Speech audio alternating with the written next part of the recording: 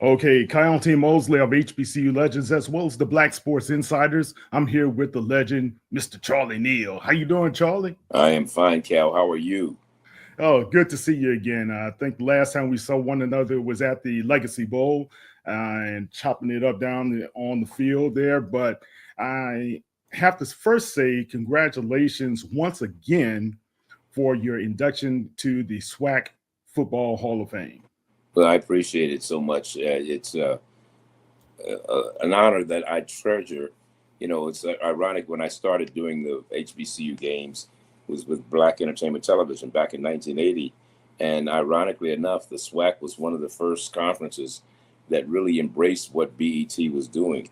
Joe Johnson, who was the president of Grambling State University at the time, was a big fan of Black Entertainment Television and what they were trying to do at the time. And he pushed us to no end. And I really owe a lot of that to him, the success of what BET was able to do. Of course, there were other conferences, the CIAA, as well as the SIAC and the Mid-Eastern Athletic Conference were also involved. But the SWAC really, really embraced us big time. And, to this day, I'm very much indebted to them for allowing me over the years to continue to come into their area and broadcast the games from the Southwestern Athletic Conference.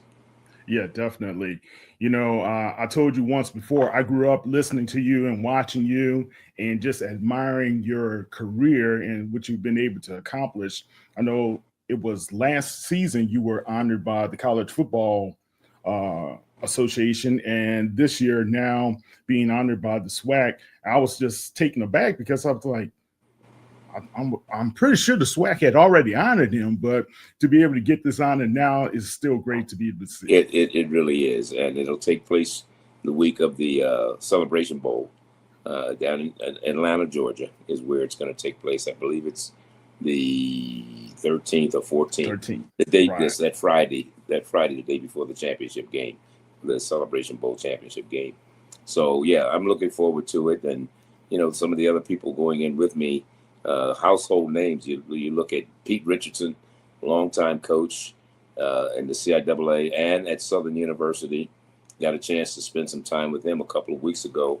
We were down in Huntsville, Alabama, and he does the radio games for Southern University as an analyst. So I got a chance to spend some time with him, and always great seeing Pete. And then, of course, Fred McNair, Steve McNair's older brother, who was a head coach at Alcorn for many years, and now is an assistant at Alabama A&M on the staff there. Not is it Alabama? I forget. No, with Southern. With Southern. I'm sorry, I said Alabama. He's with Southern. It was at Alabama A&M that I saw him. He's on Southern staff. That's interesting. That staff that Southern has. It also has Willie Totten on the staff. Sure does. The former quarterback from Mississippi Valley. He's on the staff, and I was kidding the head coach. I said, "You got all these assistants over here. You can't stub your toe because they all have head coaching experience."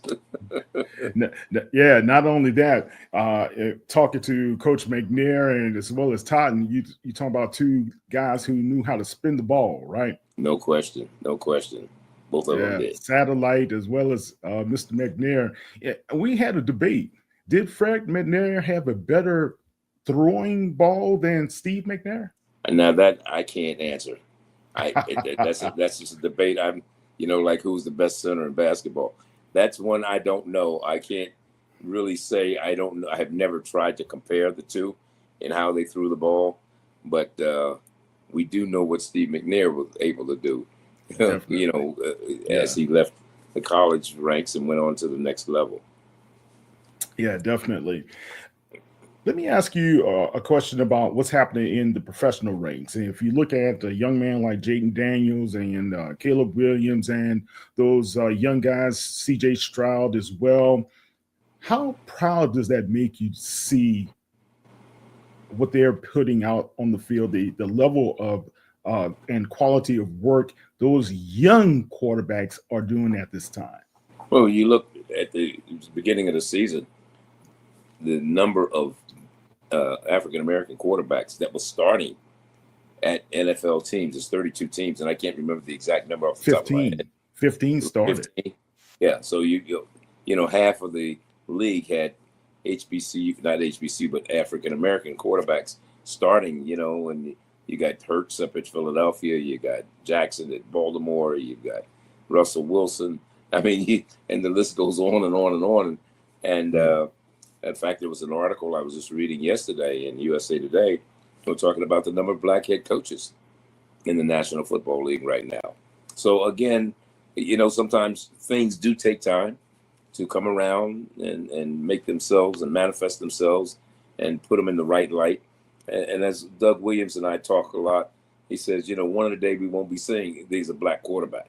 He's a quarterback. That's right. We don't say he's a black wide receiver or a black linebacker, So we always have to preface that position by color. But we are getting to the point in this day and time when it becomes natural that we don't have to address it in that manner. We can just say, there's Russell Wilson and there's, Patrick Mahomes and those guys. Go on and just look at them like we looked at Tom Brady. We didn't say Tom Brady was a white quarterback or Drew Brees was a white quarterback. So why do we have to put a label on them? Definitely, especially with, like you say, Patrick Mahomes, 3-time Super Bowl champion, Lamar being a 2-time MVP, could be his third coming up the way he's been playing this season as well. Yeah. So just excellence across the board. Speaking of excellence, I want you to give a little praise to some of your colleagues out there, Tiffany Green, Jay Walker, and we had a newbie to the HBCU Go team, but he's a good friend of mine, Mr. Johnny Cole. He did a great job this season for you guys. Yeah, Let's talk about that young crop. Well, I've been knowing Johnny a long time from his playing days at Texas Southern. And then, of course, he was assistant coach for his brother LC for many years, and then was head coach at Texas Southern, his alma mater, for a couple of years. And Johnny and I have always maintained a good relationship and friendship. And a couple times this year, we knew that Antoine Bethea was not going to be able to do the whole schedule, all 13 games. So I had reached out to Johnny Cole and see if he was be interested, along with Greg Coleman, the former punter with the Minnesota Vikings and Florida A&M graduate. So it had worked out perfectly. And you talk about Tiffany and Jay, they're like the Iron Man. Last night they were at Huntsville, Alabama, doing a game for ESPN. Tonight they're going to be in Durham, North Carolina, doing an ESPNU game when Howard University plays North Carolina Central. So that takes a lot. I hope they had a Learjet waiting for them when they got done. I hope they didn't have to go to the airport this morning and change planes in Atlanta and all that stuff. But anyway, definitely. But more importantly, the fact that the exposure that these HBCUs are getting, whether it's on ESPN, ESPN Plus, ESPNU, HBCU Go, the Griot, whatever, it's very important. And you look like, again, tomorrow you have the SIAC Championship that's going to be played down in Birmingham, right outside of Birmingham, Fairfield, Alabama, Miles and Clark, Atlanta. That's an ESPNU game. And that comes on around noon, I believe it is. Our game, where I'm in Salem, Virginia. I've got the CIAA Championship, and that's a 3:00 kickoff. So that's great to see HBCUs. You're talking about 4 days. It's 4 straight days of HBCU, or 3 straight days, 4 games rather, HBCU football on network television, somewhere where you could see it. ESPN, you had the game last night in Huntsville, Alabama. They'll have the game tonight, opposite Mike Tyson doing his thing. I forgot about that one. Ironically, at AT&T Stadium, right. And then, of course, the 2 games tomorrow. So, people are understanding. I think advertisers are understanding. Management is understanding the importance of HBCUs and the exposure. And when you're talking about selling and sales, you in the media industry, sales is very, very important in terms of maintaining what you're trying to do. And one of the things as a salesperson you're looking at eyeballs. All right, that means how many people are actually watching what you're putting out there, your product. And if you continue to put a good product out there, the eyeballs will come. Yeah, definitely. And I think across the board, everybody has raised the bar each year, especially with the production that you guys have with HBCU Go. That kickoff show has really taken off with Trey Boston. Had a chance to chop it up with him a little bit, Tolly Carr and Laurencia, right? So No, it's Jasmine McCoy. Jasmine. Yeah. I apologize. Laurencia is on the broadcast team with me, but Jasmine McCoy was the co-host of the kickoff show. Yeah, we did 5 of them this year. We did 5 of them this year at different locations, and Procter & Gamble jumped on board and put the money behind it. And I mean, I'll tell you, it was very good. I happened to have a chance to see the show every week because they were always in the city most of the time where we were to do our game. But I had a chance to actually get on the show a couple weeks ago when we were down in, I believe we were at Alabama A&M in Huntsville, Alabama. And it was just the excitement that the schools came and did their due diligence to make sure things went the way they're supposed to do, the fan base, things of this nature. It's been great. So we won't have any more this year. The last one was last week when we were in Jackson at Jackson State University. Yeah, and you had a legendary HBCU guy from the NFL Network show up and pitch in to help you guys out on that show. Steve White, yeah. Steve White. Yeah, Steve is one of our biggest fans, and he's part of the HBCU, not the HBCU, but the Black College Football Hall of Fame Selection Committee, along with Charles Davis, myself, and Steve is always willing to jump in and help out. We've called on him on numerous occasions and numerous times, and I was kidding him because he wanted to stay for the game, but he had to get up on a plane right after because he had to get back to LA for the NFL Network show the next day. So, but he's doing a fantastic job on that show, and he did a fantastic job for us. Yeah, always. Steve is a great Howard Bison. Mm-hmm. So love to talk to Steve. Now let's talk about what's happening on Saturday with you guys, and it's the CIAA Championship, right? Yep. And we have Virginia Union and Virginia State. Yeah, but let's talk about these Dr. Frazier and Dr. Those guys are doing a fabulous job with these programs. Well, it was so ironic, and John Kelly and myself were talking earlier. We both went over and watched the teams work out this afternoon. Dr. Frazier, Dr. Alvin Parker. Right. Just the fact that these two gentlemen are doing something you very rarely see. When I say doing something, they're doctors. They're just not just people with a college degree who's coaching football. They have their PhDs. So they have taken it a step further. And for that to happen, and for these young men that they're mentoring at this juncture in their lives, that's a great role model for them to pattern after. I've talked to a number of players that are in grad school that are on these two teams, and that means a whole heck of a lot. They're going for their masters. Some of them will wind up with their doctorate, and that's very, very important. I've known Henry Frazier since his playing days at Bowie State. He was a quarterback. I did games when he played for the CIAA Championship as a quarterback. I watched him do a fantastic job there. Then he went on and became head coach at Prairie View. Wow. Hey, Jay, this project might need a bit of zhuzhing. Holla back, Warren. Please let me know your thoughts. Best regards, Warren. I am genius. Come to McDonald's and treat yourself to the Grandma McFlurry today. So I trust everyone's read the prospectus. Lance, why don't you take us through it?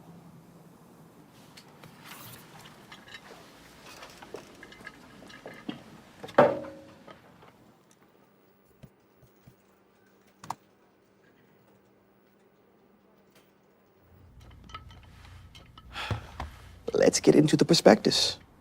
Okay. I am genius.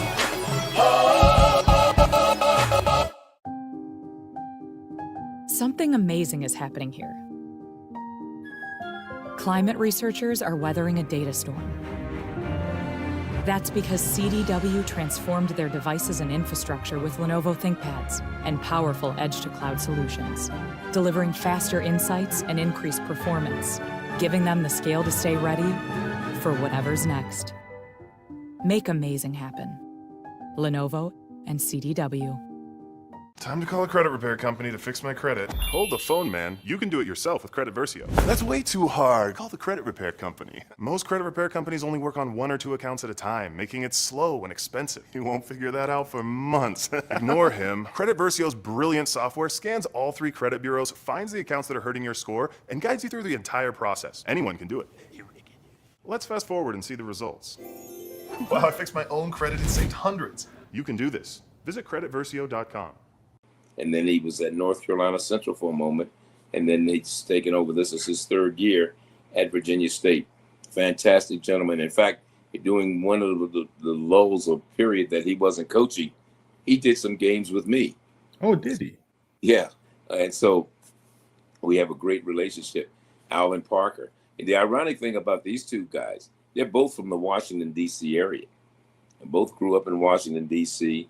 And in fact, Coach Frazier still has a house up there. He was telling me today he's in the process of selling that one, and it just bought a lot. He's going to build another one in Upper Marlboro, which is about 15 minutes from where I live.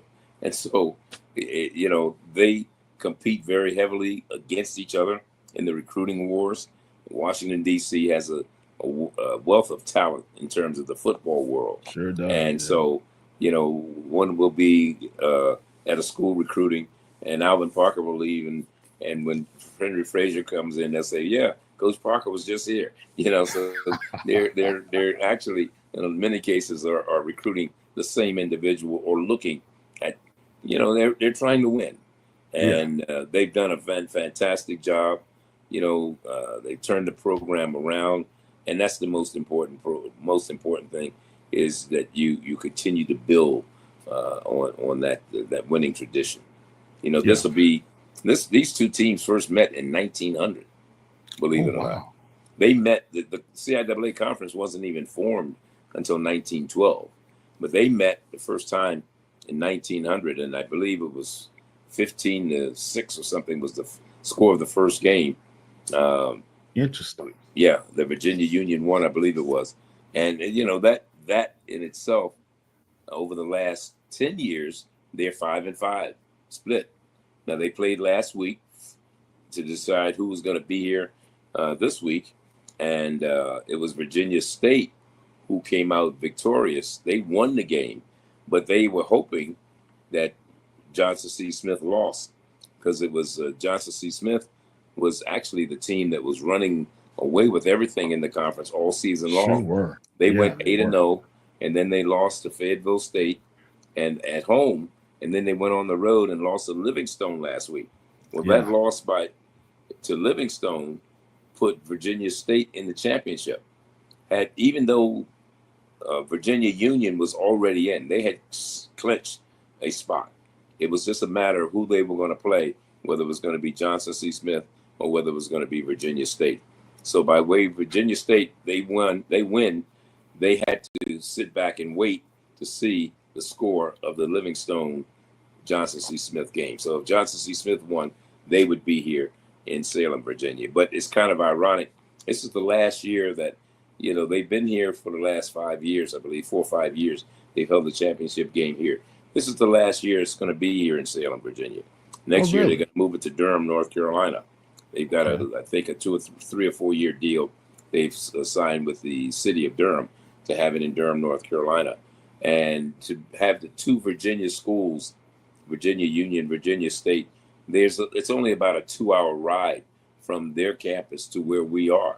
So they expect a heck of a crowd tomorrow for both of these schools, who actually sit 30 minutes apart from each other in Virginia. You know, one is in Petersburg, Virginia, one is in Richmond, Virginia. Actually, Virginia State's in a city called Ettrick. They don't call it Petersburg.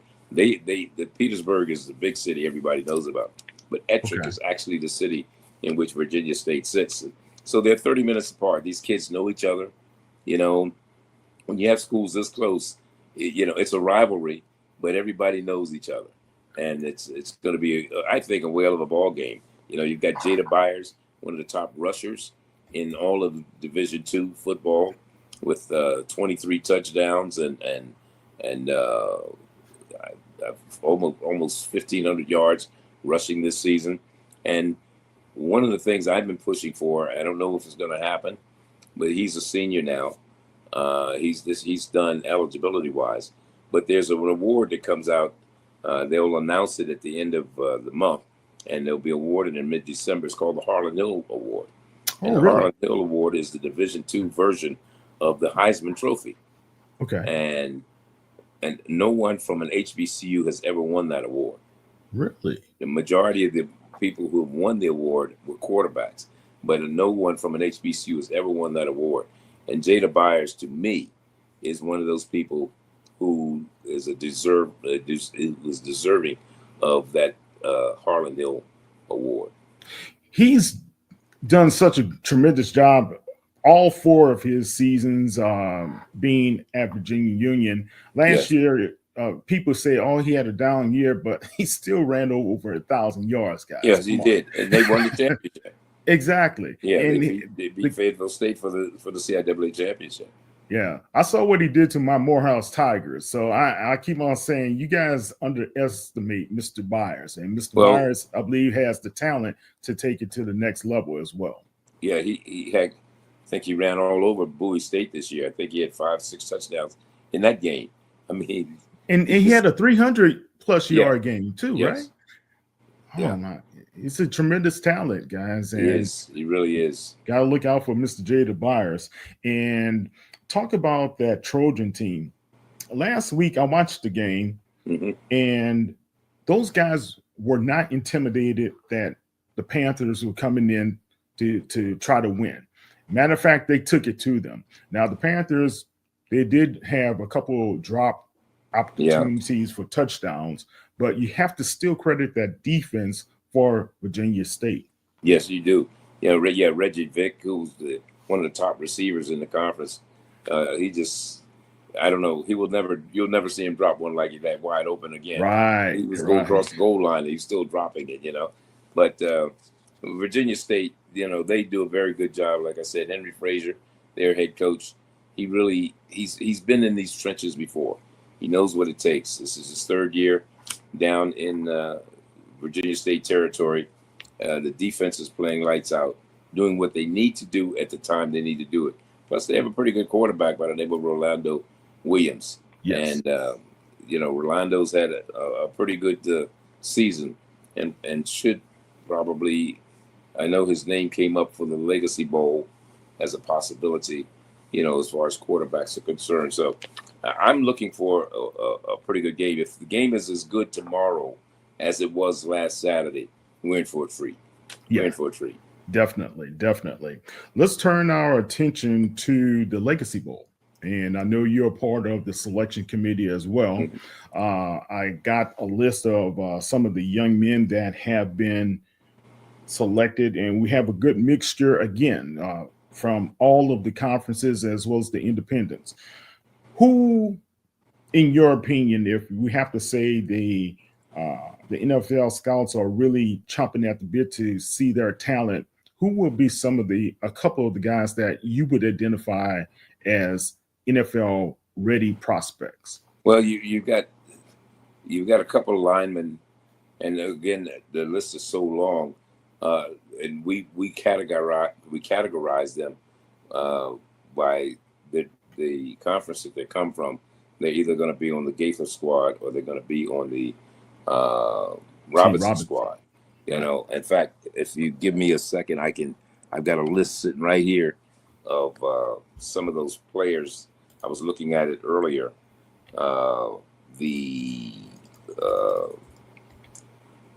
What is ironic about it and what is so nice is you got kids, everybody at the beginning of the year, we have a depth chart, just like everybody, a team. We put together the depth chart and then we look down and we invite players.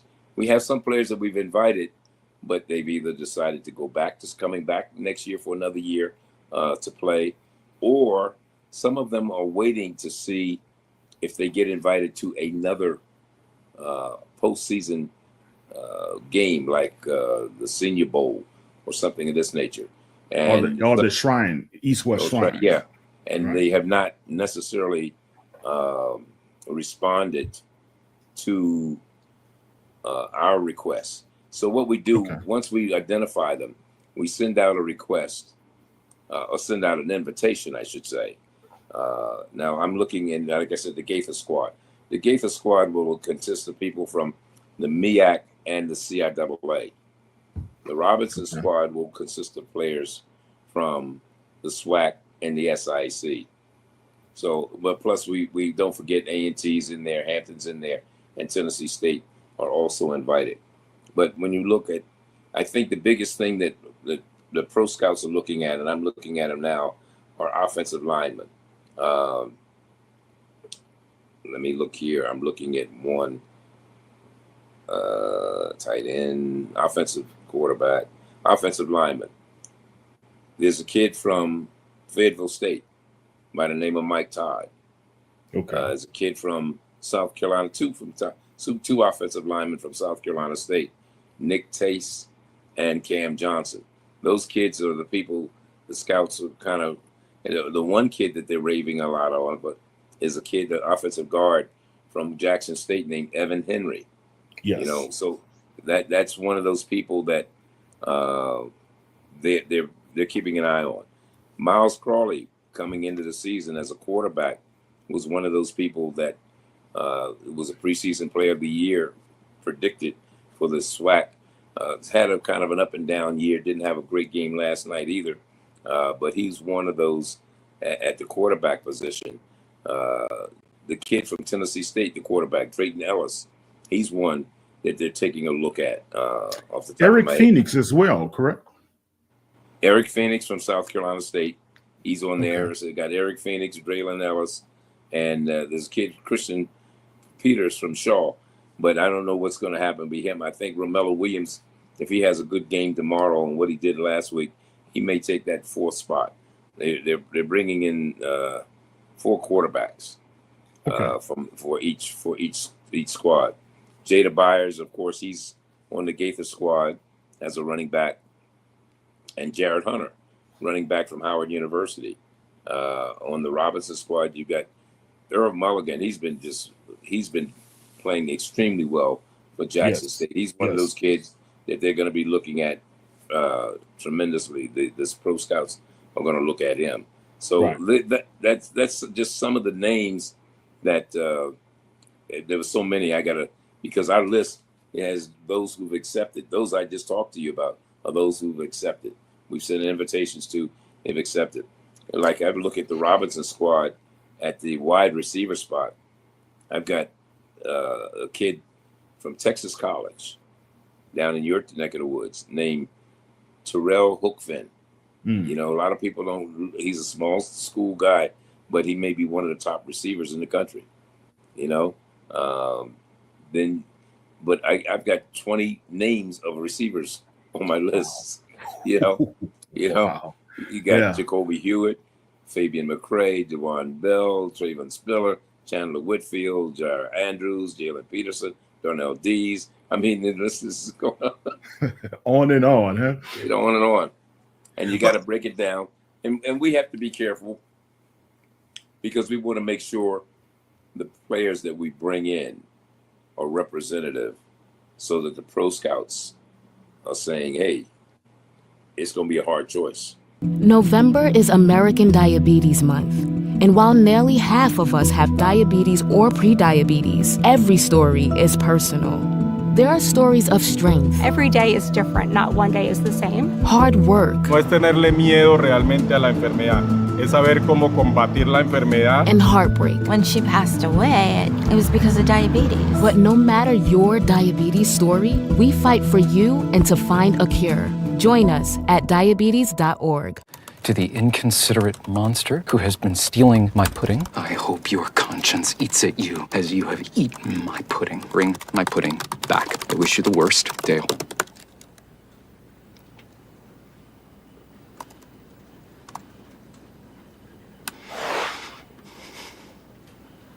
Beautiful words. I'm sorry. Thank you.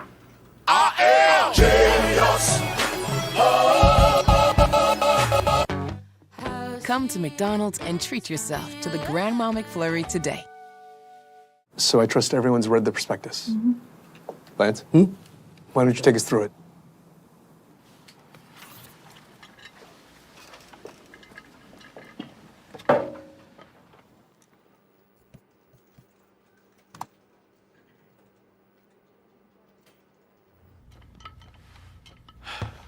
Let's get into the prospectus. Okay. Genius.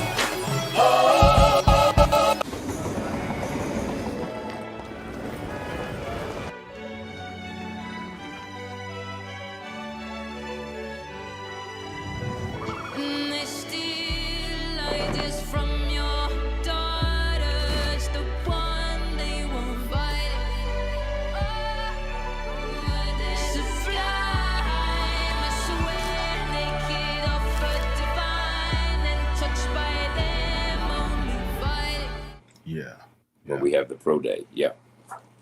Yeah, I like what we have seen from the Legacy Bowl over the years. Of course, this is the fourth installment. Yes. But I've being there, being able to contribute, because I'm on the planning committee as well with the media side. But we have seen this really take off. But also the interest has taken off from the NFL side as well as the Canadian League as well. And I also got wind some of the European leagues are kind of having some interest in some of the players as well. We have Michael Badjo, who is from Texas Southern. He's over in Germany now and doing a fine job. So I think these young guys are going to have a lot of different opportunities other than just the UFL, NFL, Canadian League, because there's some interest out there. There's some arena programs that are going to pick up some of these young men as well. So I just wish the NFL would draft one of them. Hopefully this year. Hopefully this year we will get that again. That's been our Achilles heel. Yeah, we can't seem to get anybody drafted. We had Bolden a year ago, right? And he was the last one to be drafted. Last year, surprisingly, no drafts, but a whole lot of undrafted free agent signings across the board. Yep. So we'll see. Last couple of questions for you, Charlie, is that this marks how many years of over 50 years in the business? 44. Okay. All right, 44 years in from the 1980, business. starting in 1980. All right, you're still a young pup. Yeah, well, I was 2 when I started. Yeah, there you go. There you go. So right now, if you look at the landscape of HBCU football, a lot of people thought, it was going to be a down year. But I think it's been very exciting in a lot of different ways. You have still, we don't know who's going to be the West representatives in the SWAC or who's going to be the East representatives. We at one time FAMU was up, then now it's Jackson State. They're in the front runner for that position. Do you feel as though I guess I need to ask you like this: what else can we do to help promote this game and help take it to another level for the fans to be able to get more of an interest in what's happening out there on the field? Just have to be positive about what we're seeing. All these leagues are very competitive. And I think that's what sometimes people have a tendency to lose track of. Right. You know, it's easy to say FAMU and Jackson State, but you know, Arkansas Pine. I did a game the other week with Jackson State and Mississippi Valley. Mississippi Valley was leading in that game. Yeah. You know, and that was last week. And of course, Jackson State came back. But the fact is, Mississippi Valley is not a bad team. Neither is Arkansas Pine Bluff. You know, neither is Texas Southern. But yet sometimes you run into those buzzsaws. Texas Southern knocked off Prairie View to begin the season. Sure you know, did. with a very first-year head coach, Chris Dishman. So, again, it's very competitive from week to week. You just never know. Alabama State is hosting Jackson State tomorrow. Now, Jackson State needs that win to ensure that they're going to be the East champion. You know, but nothing's guaranteed from week to week. Whoever thought FAMU would fall the way they've fallen. Right. North Carolina Central gets beaten by South Carolina State.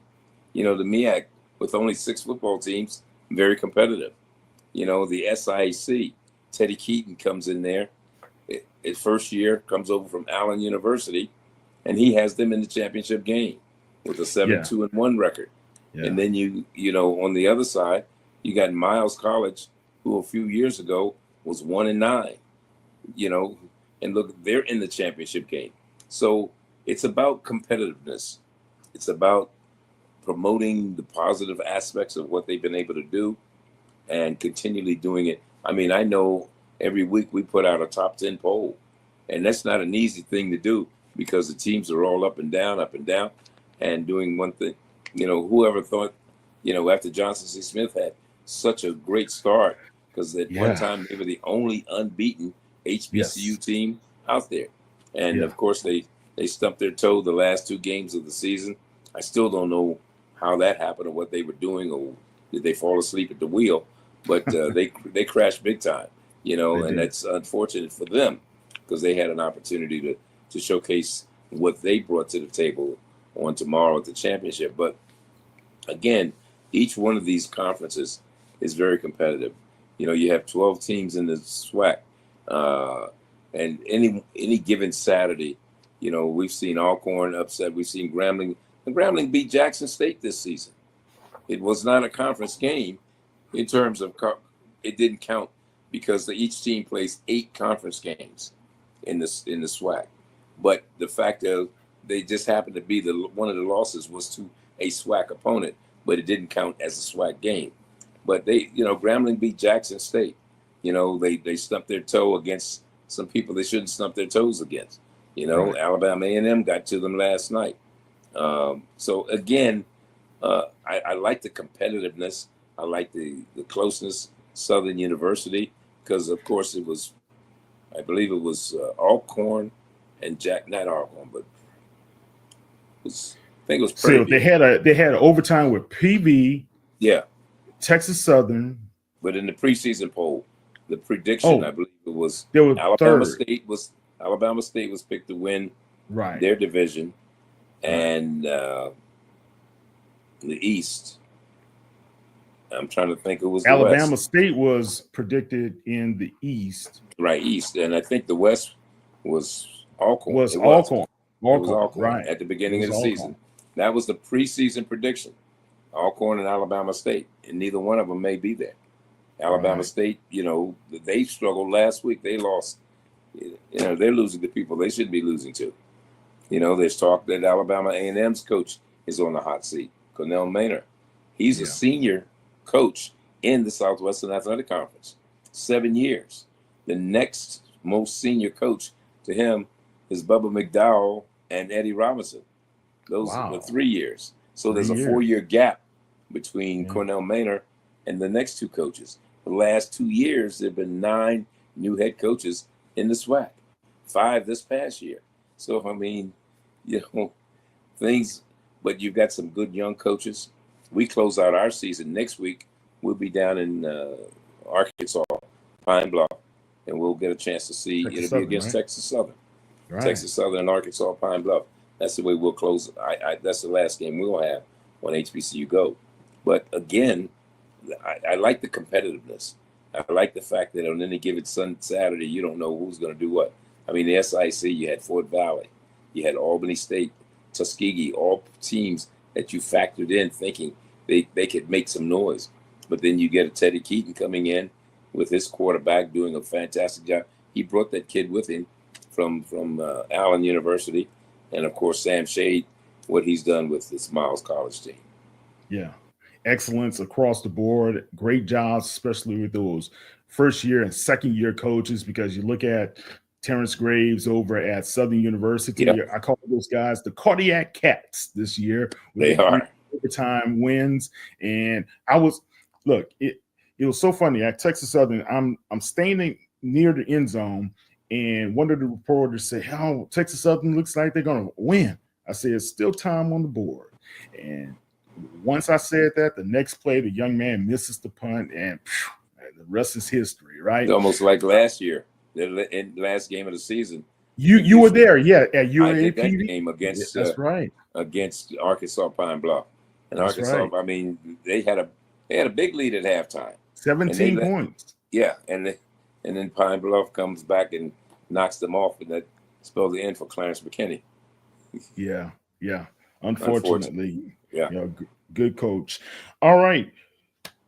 And last question. If you look at these young guys, and let's stick with the young coaches, are you proud to see what they have been able to accomplish early on? You have TC Taylor in his second season gets a contract extension. Yeah, that's big. That's big. Yeah.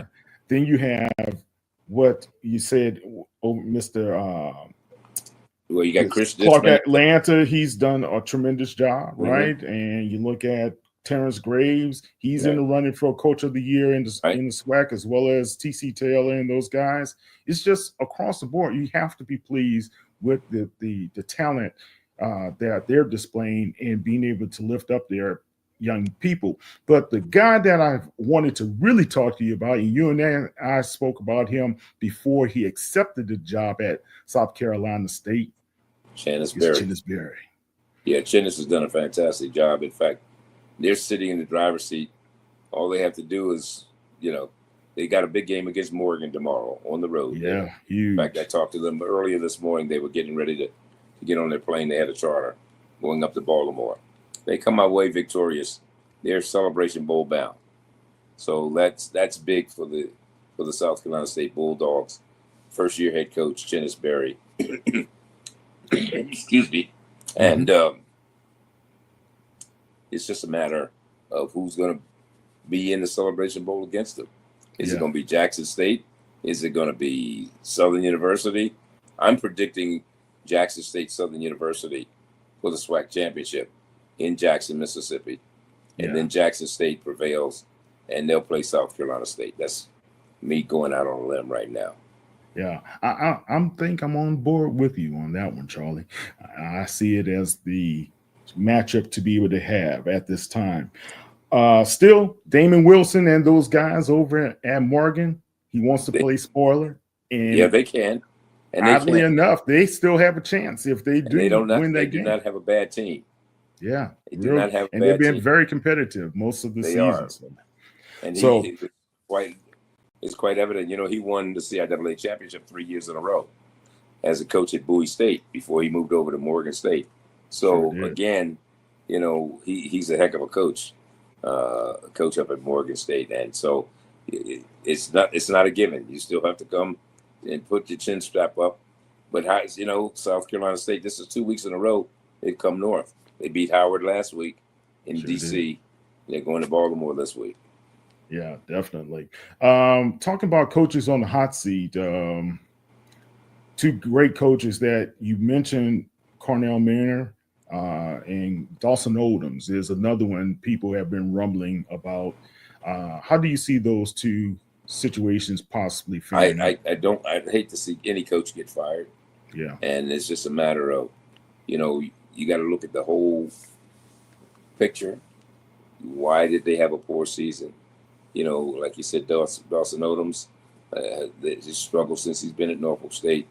Cornell hasn't really done what everybody thought they would do, except for that COVID year when they won the SWAC championship. It was an Right. abbreviated season, the Spring Bowl. Right.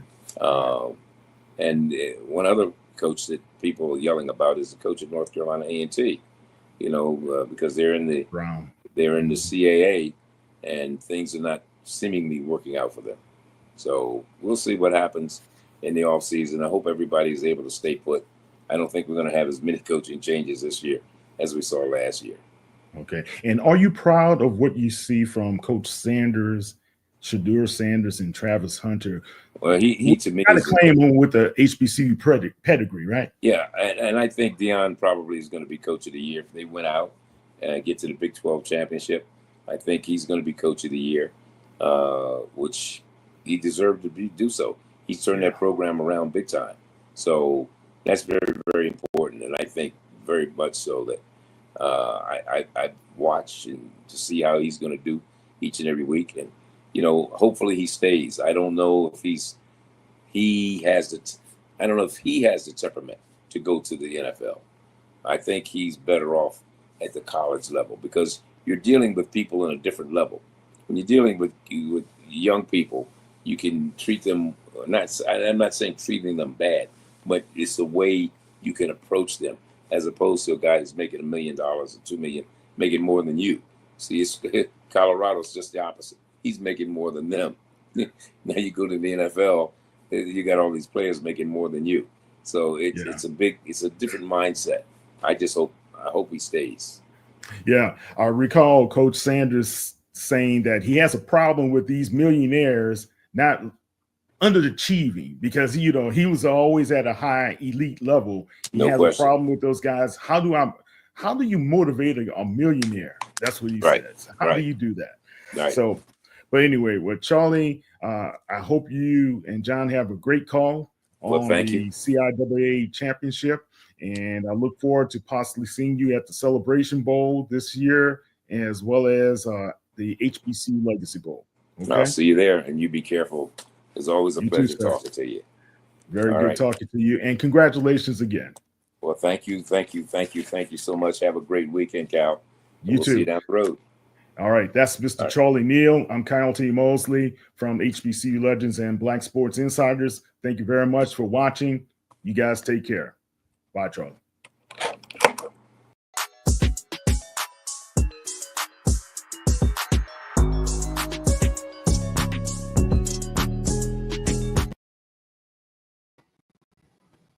You are listening to the Urban Sports Team. Thanks for pulling up. Wole and Ray are in the building. Special midday edition. The Urban Sports Team is also part of Black Sports Insiders. You can check out the home of the Urban Sports Team at urbansportsteam.com. And family, it's that time.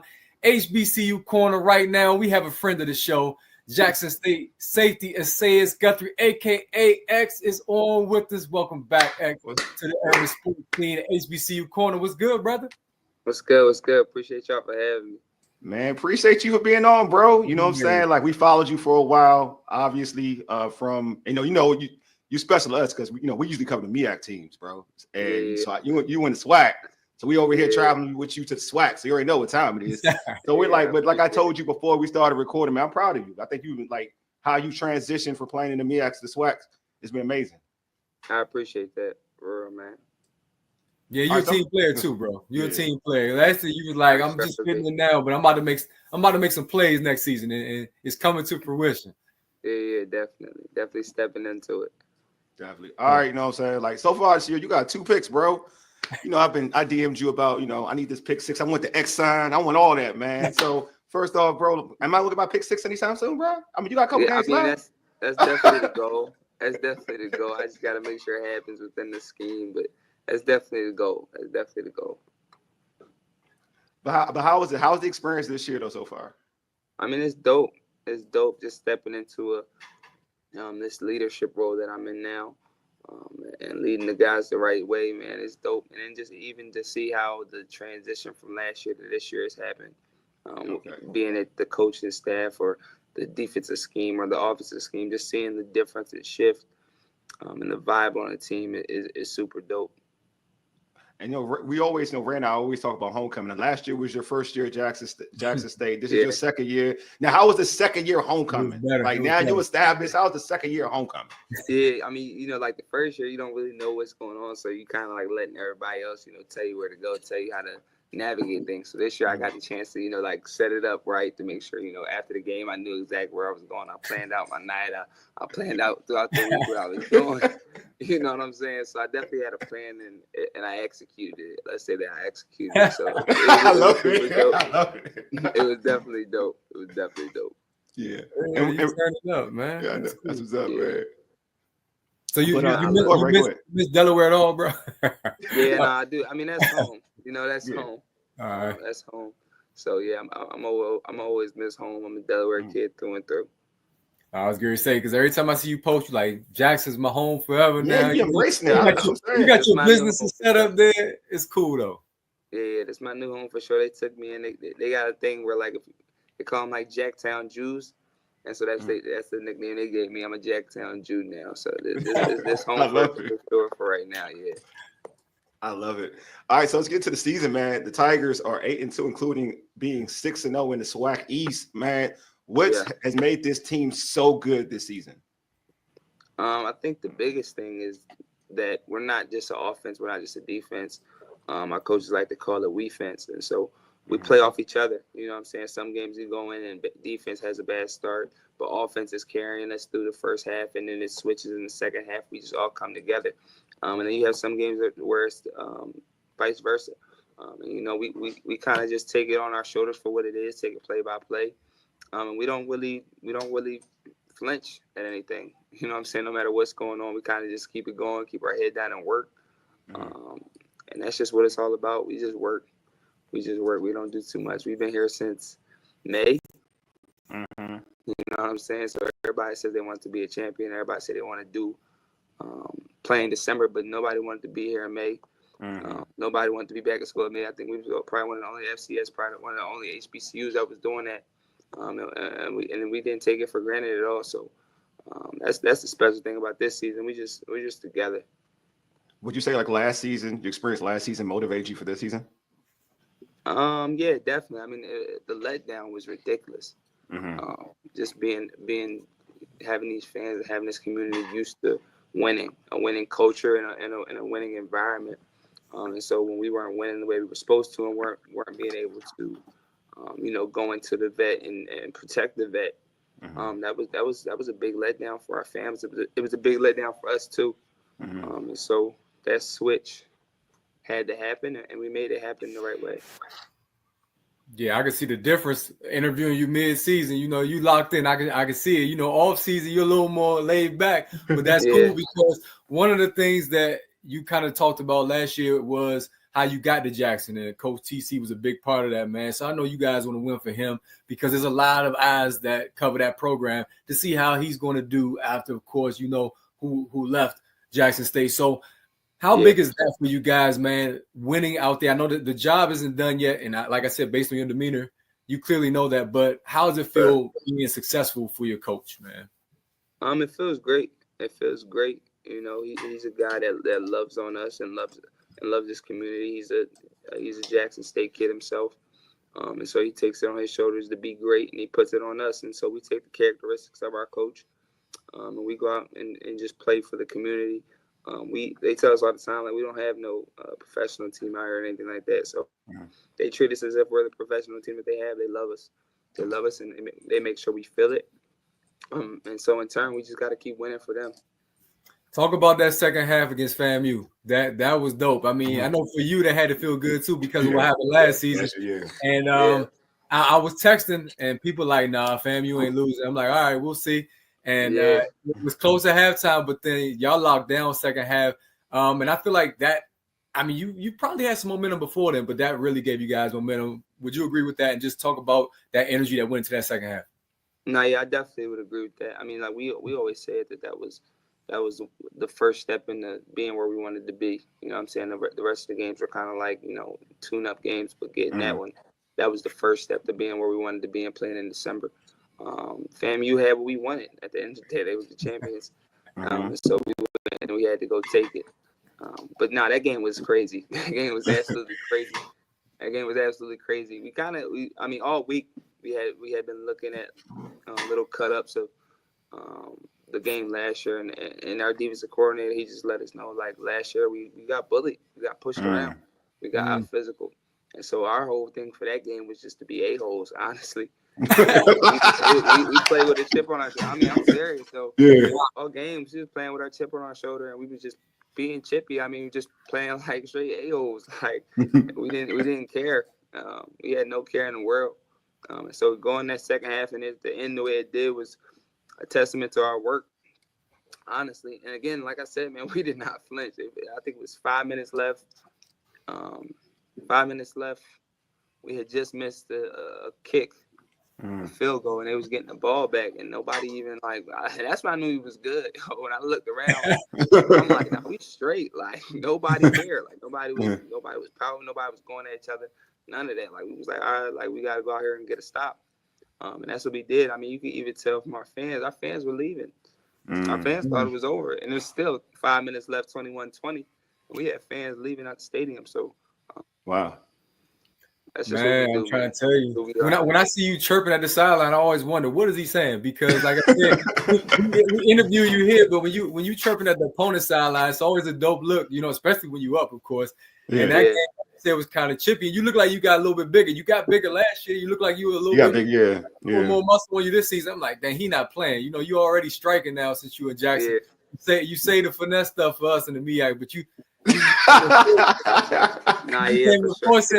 he's smacking, getting sacked. He's smacking folks. I be seeing clips. I be like, dang, look at X.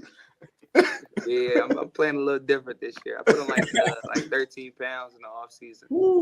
Yeah, just to be able to come down in the box and do what they need me to do. So that's definitely helping me out. Being able to strike the way I want to strike. Ray mentioned FAMU, but obviously y'all had a tough one against Grambling State, and I felt like y'all season pretty much changed after that game. Did something click after the Grambling game? I think the biggest thing was understanding that we could literally go into a game and do everything right and still beat ourselves. Okay. At the end of the day, you go back and look at that game. It ends in what, 41-20 or 20? Yeah. 41-20. If you go back to the stats, and you always got to look at numbers, right? Yeah. Stats wise, we kill them. Stats wise, we absolutely kill them. I think they had 240 something yards of offense. I think we had 400 or something of offense. Yeah. Defensive wise, they weren't on the defensive back because of how many turnovers they got. And I mean, kudos to them and their defensive staff and their players too for taking advantage of they took advantage of every opportunity that they got when they got a turnover. They put it in the box. And so, yeah, I mean, you can't win a game with 6 turnovers. We knew that. And so we made the necessary changes. But definitely being able to understand that, we literally can lose from us. Like it has to have nothing to do with them. They don't have to be the better team. They don't have to be working harder. They don't got to be grittier. We can go out there and beat ourselves. And so now we understand that. And it's something that we're not going to allow happen to us again. Yeah, because you're right. Because it felt like you all had just a different focus after that game. You know what I mean? If you look at it, you guys have been pretty much dominant after that game. Yeah. When you lose to a team or whatever, you kind of just follow them throughout the season. We lost to ULM. We followed what they were doing. They're doing some big things over at ULM. And we say all the time, like, dang, like I wish we had that game back. And we said about Grambling too, just seeing Grambling, I think they lost to Bethune. Like, like we should have never lost to them boys. And we shouldn't have, honestly, really shouldn't have. But I mean, everything happens for a reason. You know what I'm saying? Even when you go back to the previous Celebration Bowl champions, none of them were undefeated. Yeah. You know, and some of them, I think the SC State that won in 22 was 7-4 or something like that, 8, something like that. So, you got to take them L's to be able to learn. And so that's all we did. We just learned from it, kept it pushing. Yeah, it seems like it made y'all a better team, to be real with you. On the real. Definitely. It woke us up. So what are the practices like now? Because you said there's always pro scouts there. There's always people watching what Jackson State is doing. And then when you get the program rolling, like y'all got it rolling now, does it magnify it or is it just status quo? We don't ever want to go away from what we do. We have a thing on Tuesday after. I don't even know if that was after the Grambling game. I don't think it was, but we call it Bloody Tuesday. On our defensive side of the ball, where we're hitting. I mean, on the endo, we're hitting. We're getting after each other. Even this week, we call it Bloody Tuesday, but this was actually the first week that somebody actually was bleeding afterwards. So it was crazy. All right. Yeah, it was nuts. I mean, bloody. Nose was all bloody, but no, we get after it. We don't take our foot off the gas. Like I said, man.